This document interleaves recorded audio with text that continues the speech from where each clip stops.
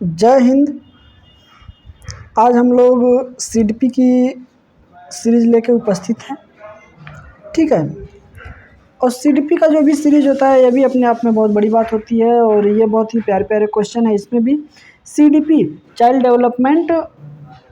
Development जो है कि पैथोलॉजी होता है। ठीक है। तो ये सीरीज़ लेके हम लोग उपस्थित हैं। देख सकते हैं, ये बिना टाइम बर्बाद करते हुए हम लोग कोटेशन की तरफ चलते हैं। और बहुत ही प्यारा आज का जो है कि कोटेशन है कि चला जाता हूँ हंसता खेलता मौज ए वादी से। ठीक है। चला जाता हूँ हंसता खेलता मौज ए हवाई से अगर आसानियाँ हो तो ज़िंदगी दुश्वार हो जाए। ठीक है। लेखक का कहने का सारांश ये है कि अगर ज़िंदगी में कठिनाई ना हो तो वो ज़िंदगी किस काम की। ज़िंदगी में अगर कठिनाई ना हो तो वो ज़िंदगी किस काम की है। ठीक है। और जब तक हमको टारगेट नहीं फिक्स करेंगे या कोई हमारा गोल नहीं होगा तो ज़िंदगी में कठिनाइयाँ नहीं आएंगी, तो हम लोग सीखेंगे कैसे। कभी ऐसा हुआ है कि आप बिस्तर पे सोए सोए कोई चीज़ सीख लें? आप नहीं सीख सकते हैं। जब तक कि वो कठिनाई नहीं होगी, आप उससे सीखेंगे नहीं, तब तक ये अनुभव आप नहीं कर सकते हैं। ज़िंदगी में गिरना और गिर के उठना, ठीक है, ये लगातार चलता रहता है। चलिए टाइम ना बर्बाद करते हुए हम लोग आते हैं अपने क्वेश्चन की तरफ। और हम लोगों का आज का पहला क्वेश्चन है कि सांस्कृतिक तथा भाषायिक रूप से वैविध्यपूर्ण कक्षा में निश्चित करने से पहले कि विद्यार्थी विशिष्ट कक्षा वर्ग में आता है या नहीं, एक शिक्षक को करना चाहिए। क्या करना चाहिए? अक्षमता स्थापित करने से पहले विद्यार्थी की मातृभाषा का मूल्यांकन करना चाहिए। बिल्कुल सही है। बी कह रहा है परंपरागत मनोवैज्ञानिकों का प्रयोग करना। परंपरागत अगर नहीं होता तो ये शायद ऑप्शन सही हो जाता। सी कह रहा है वातावरणीय कारक को अप्रभावी बनाने के लिए बच्चों को अलग कर देना चाहिए। ये भी गलत है। डी कह रहा है माता पिता को इनमें सम्मिलित नहीं करना चाहिए क्योंकि इनके पास अपना खुद का कार्य होता है। तो ये भी गलत है। तो इसका देखते हैं कि द राइट आंसर हम लोगों का ए हो जाएगा। आइए बढ़ते हैं अगले क्वेश्चन की तरफ। अगला क्वेश्चन कह रहा है कि निम्नलिखित में से डैश दिया है कि अतिरिक्त सभी कारण अधिगम अक्षमता उत्पन्न हो सकती है। तो ये कह रहा है जन्म से पहले माँ द्वारा मदिरा सेवन, जो बिल्कुल गलत है। मंदबुद्धिता, ये भी बिल्कुल गलत है। सी कह रहा है शैशव काल के समय दिमागी बुखार, बिल्कुल गलत है। शिक्षक की शिक्षण शैली, तो द राइट आंसर इसका क्या हो जाएगा? डी हो जाएगा। ठीक है। आइए बढ़ते हैं अगले क्वेश्चन की तरफ।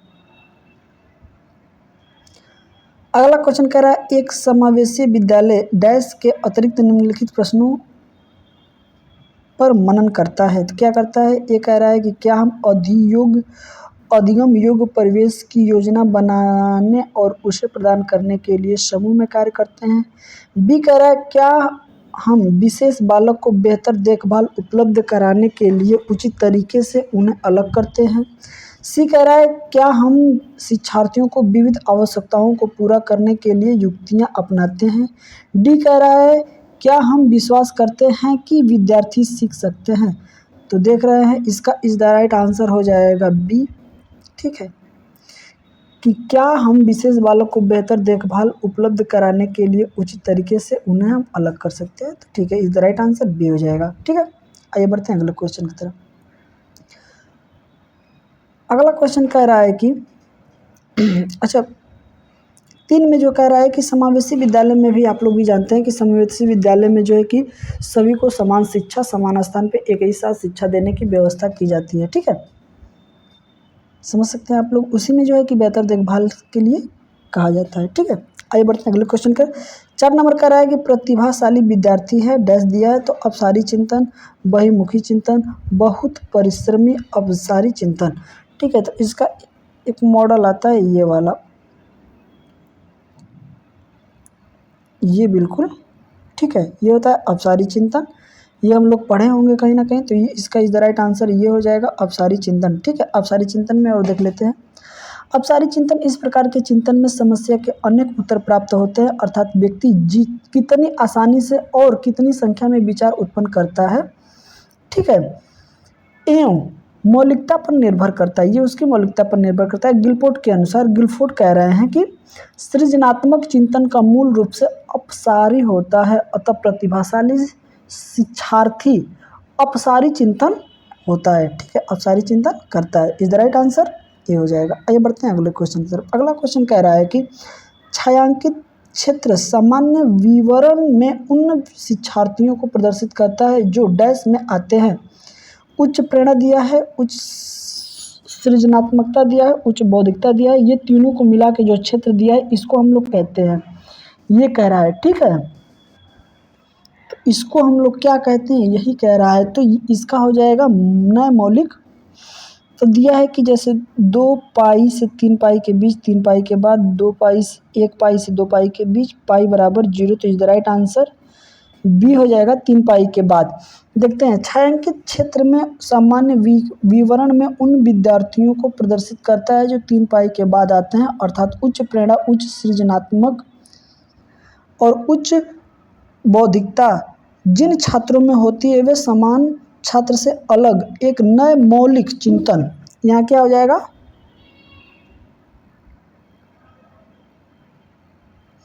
मौलिक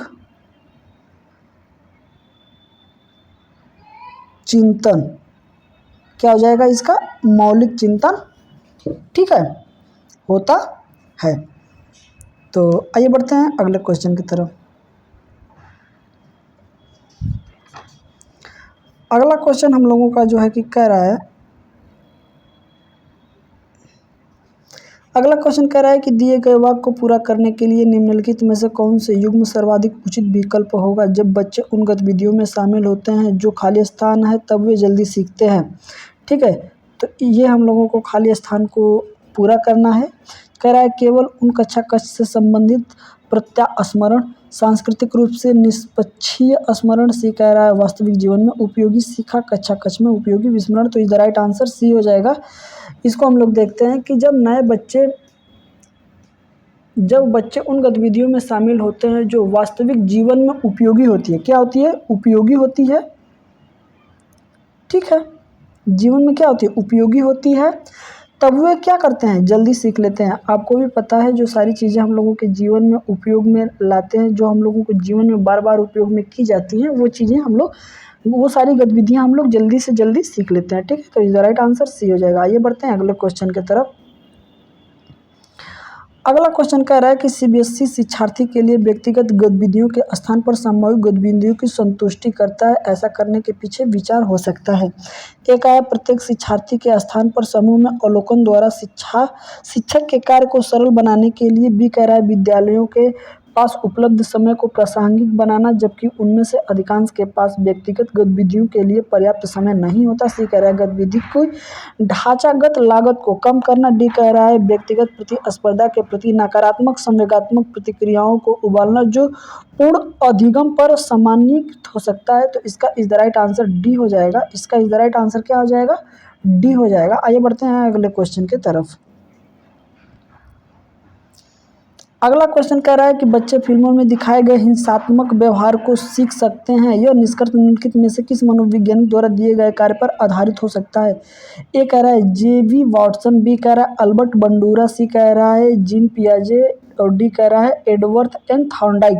तो इसका is the right answer B हो जाएगा, Albert Bandura. Is the right answer क्या हो जाएगा, अल्बर्ट बंडूरा। अल्बर्ट बंडूरा क्या कहते हैं कि अल्बर्ट बंडूरा ने सामाजिक अधिगम का सिद्धांत दिया है। इन्होंने किसका सिद्धांत दिया, तो अधिगम, सामाजिक अधिगम का सिद्धांत दिया है। इस सिद्धांत के अनुसार प्रत्येक अनुभव को आधारित अधिगम के स्थान पर अप्रत्यक्ष अनुभव को आधारित अधिगम के स्थान पर अर्थात अवलोकन अधिगम का सीखने की प्रतिक्रिया में अधिक सार्थक स्थान है। यही कारण है कि बच्चे फिल्मों में दिखाए गए हिंसात्मक व्यवहार को जल्दी सीख सकते हैं या जल्दी सीख लेते हैं। ठीक है, तो इस द राइट आंसर बी हो जाएगा। आइए बढ़ते हैं अगले क्वेश्चन की तरफ। अगला क्वेश्चन कह रहा है कि शिक्षार्थी फैशन शो को देखकर मॉडल्स का अनुकरण करने की कोशिश करते हैं। इस प्रकार के अनुकरण को डैश कहा जा सकता है, गौण अनुकरण, सामाजिक अधिगम, सामान्यीकरण, प्राथमिक अनुकरण। तो इसका is the right answer B हो जाएगा, सामाजिक अधिगम हो जाएगा। ठीक है, is the right answer B हो जाएगा। आइए बढ़ते हैं अगले क्वेश्चन के तरफ। अगला क्वेश्चन कह रहा है कि यदि शिक्षार्थी पाठ के दौरान लगातार गलतियां करते हैं तो शिक्षक को क्या करना चाहिए? पाठ को कुछ समय के लिए छोड़ देना चाहिए और कुछ समय बाद वापस आना चाहिए। जी बिल्कुल गलत है। गलतियां करने वाले विद्यार्थियों की पहचान करनी चाहिए और उनके बारे में प्रचार से बात करनी चाहिए। जी बिल्कुल गलत है। गलतियां करने वाले विद्यार्थियों की कक्षा कक्ष से बाहर लिखा दे देना चाहिए। जी बिल्कुल गलत है। अनुदेशन कार्य समय सारणी अथवा बैठाने में परिवर्तन कर देना चाहिए। ये बिल्कुल सही है। Is the right answer D हो जाएगा। इज द राइट आंसर जो है कि डी हो जाएगा। ये बढ़ते हैं अगले क्वेश्चन की तरफ। अगला क्वेश्चन कह रहा है कि डैश के अतिरिक्त निम्नलिखित तकनीकें हैं जो परीक्षा के कारण होने वाली चिंता को दूर करती हैं। तो ए परिणाम के बारे में कुछ अधिक सोचना, सामर्थ्य प्राप्त करना, विशिष्टताओं पर बल देना, प्रश्न पत्रिका संरचना पैटर्न से परिचित। ठीक है, तो इसका इज द राइट आंसर हम लोगों का ए हो जाएगा। परिणाम के बारे में बहुत अधिक सोचना। ठीक है, अच्छा चीज़ है। फिर कह रहा है अगला क्वेश्चन कि ब्लूम की टैक्सोनॉमी, फिर खाली स्थान दिया है कि पदाक्रमिक व्यवस्था है। तो पाठचर्या संबंधित पाठन कौशल, संज्ञानात्मक उद्देश्य, उपलब्धि, लक्ष्य। तो is the right answer C हो जाएगा, संज्ञानात्मक उद्देश्य। इसमें कुछ हम लोग देख लेते हैं कि टैक्सोनॉमी का अर्थ एक ऐसी प्रणाली जिसे वर्गीकृत किया जा सकता है। ब्लूम टैक्सोनॉमी को 3 भागों में वर्गीकृत किया गया है। ए संज्ञानात्मक पक्ष, बी भावनात्मक पक्ष, सी क्रियात्मक या मनोपेशीय उद्देश्य। अतः ब्लूम की टैक्सोनॉमी संज्ञानात्मक उद्देश्यों की पदाक्रमिक व्यवस्था है। तो इज द राइट आंसर इसका क्या हो जाएगा? सी हो जाएगा। आइए बढ़ते हैं अगले क्वेश्चन की तरफ। चलिए आइए बढ़ते हैं अगले क्वेश्चन की तरफ। अगला क्वेश्चन कह रहा है हम लोगों का कि अ, ब, स 3 शिक्षार्थी हैं जो अंग्रेजी पढ़ते हैं। अ को यह विषय रोचक लगता है और वो सोचता है कि यह उसके भविष्य में सहायक होगा। बी कह रहा है कि वह अंग्रेजी इसलिए पढ़ता है क्योंकि वह कक्षा में पहला स्थान प्राप्त करना चाहता है। स कह रहा है कि सब विषय अंग्रेजी विषय इसलिए पढ़ता है क्योंकि उसे प्राथमिक सरोकार उत्तीर्ण होने वाले ग्रेड्स प्राप्त करना है। अ, ब, स के उद्देश्य क्रमशः हैं क्या है? तो निष्पादन, उपेक्षा, निपुणता। बी कह रहा है निष्पादन, उपेक्षा, निपुणता, निष्पादन। सी कह रहा है निपुणता, निष्पादन, उपेक्षा। और सी कह रहा है कि निष्पादन। ठीक है, डी कह रहा है निपुणता, निष्पादन, उपेक्षा। ठीक है, तो इसका इज द राइट आंसर हम लोगों का हो जाएगा D. Is the right answer हो जाएगा डी। ठीक है, आइए बढ़ते हैं अगले क्वेश्चन की तरफ। अगला क्वेश्चन हम लोगों का कह रहा है कि हालांकि यह स्पष्ट रूप से उनकी सुरक्षा आवश्यकताओं में उल्लंघन था, कैप्टन विक्रम बत्रा अपने देश के बचाने के लिए कारगिल युद्ध में मारे गए, संभवतः उन्हें था थी आत्मसिद्धि की प्राप्ति। इज द राइट आंसर हो जाएगा ए। अगला कोई ऑप्शन भी देख लेते हैं। अपने अपनत्व संबंधित आवश्यकताओं की अपेक्षा परिवार के नाम को ख्याति प्राप्त करना, नवे नवों की प्राप्ति, ये नहीं होगा। इज द राइट आंसर क्या हो जाएगा? ए हो जाएगा। आइए बढ़ते हैं अगले क्वेश्चन की तरफ। अगला क्वेश्चन कह रहा है प्रतिक्रिया का विलोप होना निम्नलिखित में से किसके बाद अधिक कठिन है? निरंतर पुनर्वलन, दंड, मौखिक भत्सना, आकांक्षिक पुनर्वलन। ठीक है, तो इसका इज द राइट आंसर हम लोगों का हो जाएगा डी। इसका इज द राइट आंसर हो जाएगा आंशिक पुनर्वलन। इसका राइट आंसर हो जाएगा आंशिक पुनर्वलन। अधिगम में कह रहा है कि अधिगम में जब क्रिया का अभ्यास करना बंद कर दिया जाता है तो अधिगम या प्रक्रिया को धीरे धीरे विलोपन हो जाता है, किंतु जब प्रक्रिया के बाद आंशिक पुनर्वलन मिलता है तो फिर प्रतिक्रिया का विलोपन होना कठिन हो सकता है या हो जाता है। तो इज द राइट आंसर हम लोग देख रहे हैं डी हो जाएगा। आइए बढ़ते हैं अगले क्वेश्चन की तरफ। अगला क्वेश्चन कह रहा है डैश दिया है, फिर के द्वारा निपुणता अभिविन्यास को प्रोत्साहित किया जा सकता है। ये कह रहा है शिक्षार्थियों की सफलता की परस्पर तुलना करके गृह कार्य के रूप में बहुत अधिक अभ्यास सामग्री देकर अनपेक्षित परीक्षा लेकर। डी कह रहा है परीक्षार्थियों में व्यक्तिगत प्रयास पर ध्यान केंद्रित कर। तो इसका इज द राइट आंसर हो जाएगा डी, जो है कि विद्यार्थियों के व्यक्तिगत प्रयासों पर ध्यान केंद्रित करके। ठीक है, इज द राइट आंसर क्या हो जाएगा? डी। हम उम्र साथियों के साथ प्रतियोगिता और दृढ़तापूर्वक ध्यान केंद्रित करने के अतिरिक्त निम्नलिखित तथ्यों के संकेत करते हैं तथा बच्चा में संवेगात्मक और सामाजिक रूप से समायोजित होती है। ठीक है। डी कह रहा है कि विद्यार्थियों के व्यक्तिगत प्रयास पर ध्यान केंद्रित करके निपुणता और विन्यास में प्रोत्साहित किया जा सकता है। तो इधर राइट आंसर हम लोग देख रहे हैं कि हो जाएगा इसका डी। आइए बढ़ते हैं अगले क्वेश्चन की तरफ। अगला क्वेश्चन कह रहा है निम्नलिखित में से किसका मिलान उचित है? संज्ञानात्मक विकास परिपक्वता, सामाजिक विकास वातावरण, संवेगात्मक विकास परिपक्वता, शारीरिक विकास वातावरण। तो इसका इधर राइट आंसर हो जाएगा बी, सामाजिक विकास वातावरण। सामाजिक विकास वातावरण कह रहा है कि सामाजिक विकास का सीधा संबंध वातावरण से होता है। जी बिल्कुल सही है। आप जब भी समाज में जाएंगे तो उसका वातावरण आपके जब भी आप सामाजिक में अपना स्थान स्थापित करना चाहेंगे तो आपके वातावरण का उसमें बहुत ज़्यादा असर दिखेगा। ठीक है जी। कह रहा है कि आप जिस परिवेश में वातावरण में मिलेगा, ठीक है, जैसा वातावरण उनको मिलेगा समाज में, वो अपने आप को उसी परिवेश के अनुसार ढालेंगे या स्थापित करेंगे। ठीक है। तो इज द राइट आंसर इसका बी हो जाएगा। आइए बढ़ते हैं अगले क्वेश्चन की तरफ। अगला क्वेश्चन कह रहा है कि के अतिरिक्त निम्नलिखित सभी तथ्य संकेत करते हैं कि बच्चा कक्षा में संवेगात्मक और सामाजिक रूप से समायोजित है। तो एक कह रहा है चुनौतीपूर्ण कार्य पर ध्यान केंद्रित करना और उन्हें दृढ़तापूर्वक करते रहना, क्रोध तथा हर्ष दोनों को प्रभावी रूप से प्रतिबंध करना, हमरूम साथियों के साथ प्रतियोगिता की दृढ़तापूर्वक ध्यान केंद्रित करना। तो is the right answer C हो जाएगा। हम उम्र साथियों के साथ मधुर संबंध विकसित करना। तो इज द राइट आंसर क्या हो जाएगा? सी हो जाएगा। आइए बढ़ते हैं अगले क्वेश्चन की तरफ।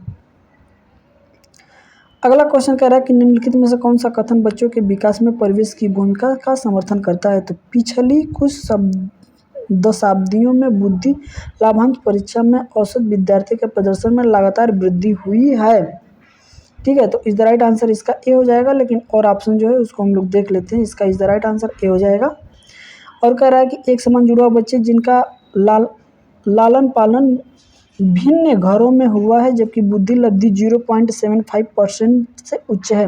शारीरिक रूप से स्वस्थ बच्चे अक्सर नैतिक रूप से अच्छे पाए जाते हैं। डी कह रहा है कुछ शिक्षार्थी सूचनाओं को जल्दी प्रक्रम करते हैं जबकि उसी कक्षा के अन्य विद्यार्थी ऐसा नहीं कर पाते हैं। ठीक है। तो इस द राइट आंसर इसका ए हो जाएगा, जैसे कि हम बता चुके हैं। तो आइए बढ़ते हैं अगले क्वेश्चन का। अगला क्वेश्चन कह रहा है सामाजिकरण में सम्मिलित सांस्कृतिक संचरण और खाली स्थान है। तो व्यक्तिगत विकास इज द राइट आंसर इसका ए हो जाएगा। व्यक्तिगत विकास बच्चों को लेबो में समायोजित करना, संवेगात्मक समर्थन उपलब्ध कराना। डी कह रहा है कि विद्रोहियों को निरुत्साहित करना। तो जैसे इज द राइट आंसर हम लोगों का ए हो जाएगा। ये बढ़ते हैं अगले क्वेश्चन के तरफ। अगला क्वेश्चन कह रहा है एक शिक्षिका दो असमान गिलासों को प्रदर्शित करती है, एक जो जूस की समान मात्रा भरे हुए हैं वह उन्हें भिन्न दो गिलास में खाली करती हैं जिनमें से एक गिलास लंबा है दूसरा चौड़ा है। वह बच्चों को उस गिलास, एक लंबा है और एक चौड़ा है, उस बच्चों को गिलास की पहचान करने के लिए कहती हैं जिसमें जूस ज़्यादा है। बच्चे अप्रयुक्त देते हैं लंबे गिलास में जूस जो है कि ज़्यादा है। शिक्षिका के बच्चों को क्या है कठिनाई है, ये दिया है डैश अहम केंद्रिता, विकेंद्रीकरण, पलटावी, रिवर्सिबिलिटी, समायोजन। ठीक है। तो इज द राइट आंसर इसका सी हो जाएगा। इज द राइट आंसर इसका सी हो जाएगा। आइए बढ़ते हैं अगले क्वेश्चन के तरफ। इसमें क्या कह रहा है कि इसमें जब बच्चा जो है कि ये दो गिलास है, ठीक है, और ये गिलास है बिल्कुल चौड़ा वाला। ठीक है। तो जब भी हम इसमें अगर इतना है तो इसमें जब भी हम जो भी डालेंगे तो ये भर जाएगा। तो इसमें हमको लगता है कि इसमें ज़्यादा भरा हुआ है जूस और इसमें कम है। तो क्या होता है कि बच्चे जो है कि शुरुआती आकृति के पास नहीं पहुंच पाते हैं। ठीक है। ये जो आकृति है उसके पास वो नहीं पहुंच पाते हैं, इसी का अभाव इसमें पाया जाता है। तो इज द राइट आंसर इसका सी हो जाएगा। आगे बढ़ते हैं अगले क्वेश्चन का। करनौल सिंह कानूनी कार्रवाई तथा खर्चों के बावजूद आयकर नहीं देते। वे सोचते हैं कि वे एक भ्रष्ट सरकार को समर्थन नहीं दे सकते जो आवश्यक बांधों के निर्माण पर लाखों रुपए खर्च करती है। वे संभवतः कोहलर के किस नैतिक विकास की अवस्था में हैं? कह रहा है पश्च परंपरागत, पूर्व परंपरागत, परापरंपरागत और परंपरागत।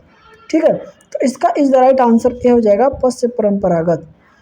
पश्च परंपरागत है कि अवस्था में है। ठीक है, नैतिक विकास के इस तृतीय या सर्वोच्च स्तर पर व्यक्ति उस नैतिक मूल्य तथा नैतिक सिद्धांत को परिभाषित करने के स्पष्ट प्रयास करने लगता है जिसकी सामाजिक दृष्टि में वैधता या उपयोगिता होती है तथा जो परंपरागत मूल्य नियमों तथा सिद्धांतों के भिन्न हो सकता है। उन्हें स्वनिर्धारित नैतिक सिद्धांत के प्रति निष्ठा तथा अनुकरण करने की भावना होती है। ठीक है, तो इस द राइट आंसर ए हो जाएगा। आइए बढ़ते हैं अगले क्वेश्चन की तरफ। अगला क्वेश्चन हम लोगों का कह रहा है कि जो बुद्धि सिद्धांत में सम्मिलित मानसिक प्रक्रियाओं जैसे पास घटक और बुद्धि द्वारा लाए जा सकने वाले विविध रूप जैसे सृजनात्मक बुद्धि को शामिल करता है, वो है स्टर्नबर्ग का बुद्धिमत्ता का त्रितंत्र सिद्धांत। बी कह रहा है बुद्धि का सावेट सिद्धांत। सी कह रहा है स्टर्न की प्राथमिक मानसिक योग्यता। डी कह रहा है स्पीयरमैन जी कारक। तो इसका इज द राइट आंसर हो जाएगा ए स्टर्नबर्ग का बुद्धिमत्ता का त्रितंत्र सिद्धांत। ठीक है, इसमें देख लेते हैं हम लोग। स्टर्नबर्ग का बुद्धिमत्ता के नियंत्रण सिद्धांत के अनुसार 3 प्रकार की बुद्धि अर्थात संवेगात्मक बुद्धि, अनुभव जन्य बुद्धि तथा घटकीय बुद्धि परस्पर तालमेल तथा समन्वय करते हुए क्रियाशील रहती है।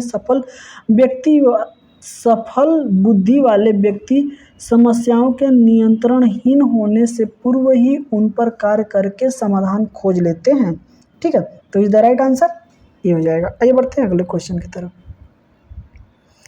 अगला क्वेश्चन कह रहा है कि निम्नलिखित में से कौन सी बहुबुद्धि सिद्धांत की आलोचना है? बहुबुद्धि विद्यार्थियों को अपने रुझान को खोजने में मदद उपलब्ध कराती है। बी कह रहा है यह व्यवहारिक बुद्धि पर आवश्यकता से अधिक बल देती है। सी कह रहा है यह अनुभाविक साक्ष्यों को बिल्कुल भी समर्थन नहीं दे सकती। ऐसी कह रहा है कि बहुबुद्धि केवल प्रतिभाएं हैं जो पूर्ण रूप से बुद्धि में विद्यमान रहती हैं। तो इसका is the right answer D हो जाएगा। Is the right answer D हो जाएगा। बहुबुद्धि का सिद्धांत लोगों व उसकी विभिन्न प्रकार की प्रतिभाओं, तार्किक, दृश्य संबंधित, संगीत आदि के बारे में हावर्ड गार्डन ने एक मनोवैज्ञानिक सिद्धांत है जिसे उन्होंने सन 1986 में कब दिए थे? 1986 में प्रतिपादित किया था। बहुबुद्धि केवल प्रतिभाएं हैं जो पूर्ण रूप से बुद्धि में विद्यमान रहती हैं। बहुबुद्धि सिद्धांत की आलोचना करता है। तो इस तरह से इस द राइट आंसर हम लोगों का क्या हो जाएगा? डी हो जाएगा। आइए बढ़ते हैं अगले क्वेश्चन की तरफ। अगला क्वेश्चन हम लोगों का कह रहा है कि निम्नलिखित में से कौन से युग्म से सही होने की संभावना सबसे कम है? तो भाषा और विचार प्रारंभ में 2 विभिन्न गतिविधियां हैं वाइगोस्की। इसके अलावा भाषा विचार पर आधारित है पियाजे। ठीक है, तो आइए देखते हैं आगे के 2 ऑप्शन। ठीक है, तो ऑप्शन नंबर सी कह रहा है कि भाषा वातावरण, क्या कह रहा है कि भाषा वातावरण में एक उद्दीपक है। BF Skinner. Is the right answer C हो जाएगा। बच्चे भाषा के बारे में निश्चित ज्ञान के साथ प्रवेश करते हैं चामुस्की। तो देख रहे हैं कि इसका इज द राइट आंसर हम लोगों का क्या हो जाएगा? सी हो जाएगा। आइए बढ़ते हैं अगले क्वेश्चन की तरफ। 26 नंबर कह रहा है कि सामाजिक भूमिकाओं के कारण न कि जैव वैज्ञानिक संपत्ति के कारण सौंपी गई विशिष्टताएं कहलाती हैं। क्या है? ए जेंडर भूमिका दबाव, जेंडर भूमिका रूढ़िबद्धता, जेंडर भूमिका नैदानिक, जेंडर भूमिका अभिवृत्ति। तो इसका इज द राइट आंसर हो जाएगा बी जेंडर भूमिका रूढ़िबद्धता। ठीक है, सामाजिक भूमिकाओं के कारण न जीव वैज्ञानिक संपत्ति के कारण सौंपी गई विशिष्टताएं जेंडर भूमिका रूढ़िबद्धता कहलाती है। Is the right answer B हो जाएगा। आइए बढ़ते हैं अगले क्वेश्चन की तरफ। अगला क्वेश्चन कह रहा है कि निम्नलिखित में से कौन सा अधिगम को अधिकतम करने में सर्वाधिक उचित है। तो ये कह रहा है कि विद्यार्थियों में व्यक्तिगत विभिन्नता को सहज बनाने के लिए समान विद्यार्थियों के जोड़े बनाए जा सकते हैं। बी कह रहा है अधिकतम परिणाम लाने के लिए शिक्षक केवल एक अधिगम शैली पर ध्यान केंद्रित करता है। और सी कह रहा है समान सांस्कृतिक पृष्ठभूमि वाले विद्यार्थियों को एक कक्षा में रखना चाहिए ताकि मात्र वैभिन्न से बचाया जा सके। डी कह रहा है शिक्षिका को अपनी संज्ञानात्मक शैली के साथ साथ अपने विद्यार्थियों की संज्ञानात्मक शैली की पहचान करनी चाहिए। तो इस तरह से इसका is the right answer D हो जाएगा। ठीक है, आइए बढ़ते हैं अगले क्वेश्चन के तरफ।